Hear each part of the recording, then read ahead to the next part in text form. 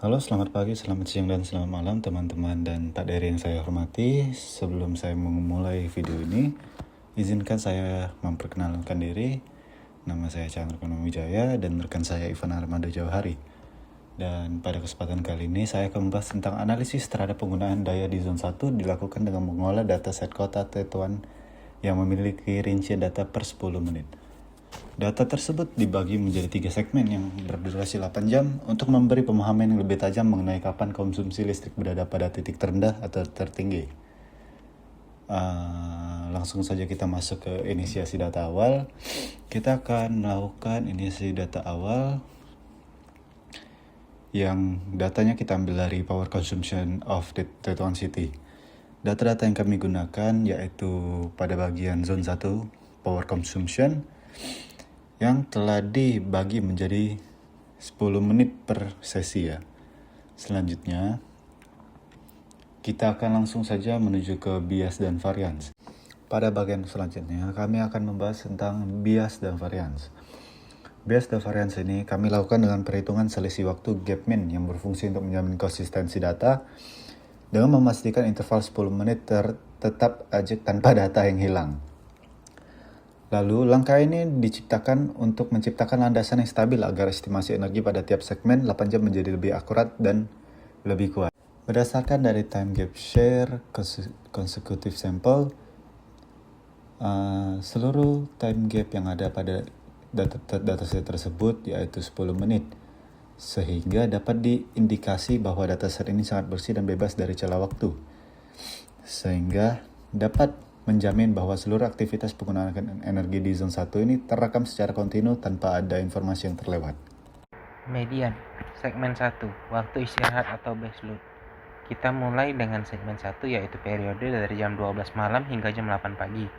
Seperti yang terlihat pada grafik biru, ini adalah masa konsumsi energi paling rendah dengan nilai median di kisaran 23.000. Periode ini mempresentasikan baseload atau beban dasar kota saat sebagian besar penduduk sedang beristirahat dan aktivitas industri maupun komersial berada di titik minimum. Segmen kedua, waktu transisi atau aktivitas siang. Memasuki segmen 2 dari jam 8 pagi hingga 4 sore. Kita melihat adanya pergerakan naik pada grafik oranye.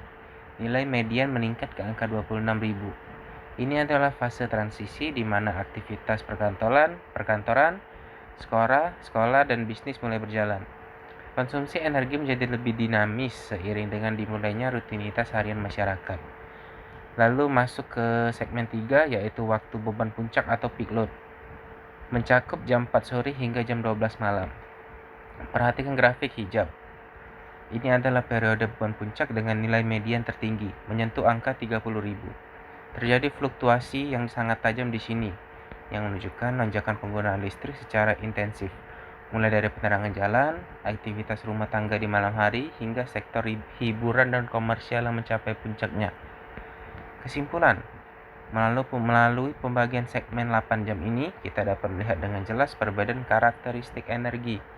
Dari ketenangan di segmen 1, mobilisasi di segmen 2, hingga lonjakan beban di segmen 3. Data yang bersih dan konsisten ini memungkinkan kita melakukan estimasi daya yang sangat akurat untuk kebutuhan masa depan.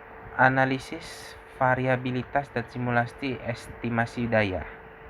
Segmen 1 merupakan periode dengan konsumsi energi terendah dan paling stabil, dengan nilai median 23.803. Segmen ini mencerminkan fase istirahat kota atau baseload, di mana aktivitas manusia berada pada titik minimum sehingga fluktuasi datanya sangat kecil.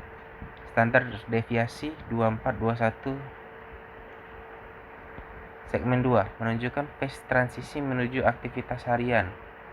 Nilai median naik menjadi 32.567 yang menandakan peningkatan beban listrik seiring dimulai jam kerja kantor, sekolah, dan aktivitas komersial. Tingkat fluktuasinya pun mulai meningkat karena penggunaan energi yang lebih aktif dibandingkan waktu subuh. Segmen 3 adalah periode beban puncak dengan nilai median tertinggi mencapai 38.721. Segmen ini memiliki fluktuasi yang paling tajam. Standar deviasinya sekitar 4.783 karena adanya lonjakan penggunaan listrik secara insentif intensif dan sektor rumah tangga, penerangan jalan, serta pusat hiburan malam yang membuat pola datanya paling dinamis dan tidak stabil di antara segmen lainnya. Lalu lanjut ke imitasi model. Melalui perbandingan visual antara data aktual bulan Januari dan hasil simulasi bulan Februari, model menunjukkan kemampuan yang sangat luar biasa dalam mempertahankan struktur pola harian di setiap segmen waktu. Segmen pertama, model berhasil meniru kestabilan beban dasar dengan fluktuasi yang rendah. Segmen 2, model mereplikasi phase transisi aktivitas siang hari dengan peningkatan beban yang konsisten. Segmen 3, model secara akurat menangkap dinamika beban puncak yang memiliki variabilitas dan fluktuasi paling tinggi, dengan perolehan skor presisi sebesar 99.88%. Hasil ini mengonfirmasi bahwa distribusi statistik yang diekstraksi dari data historis mampu menghasilkan prediksi data yang sangat akurat.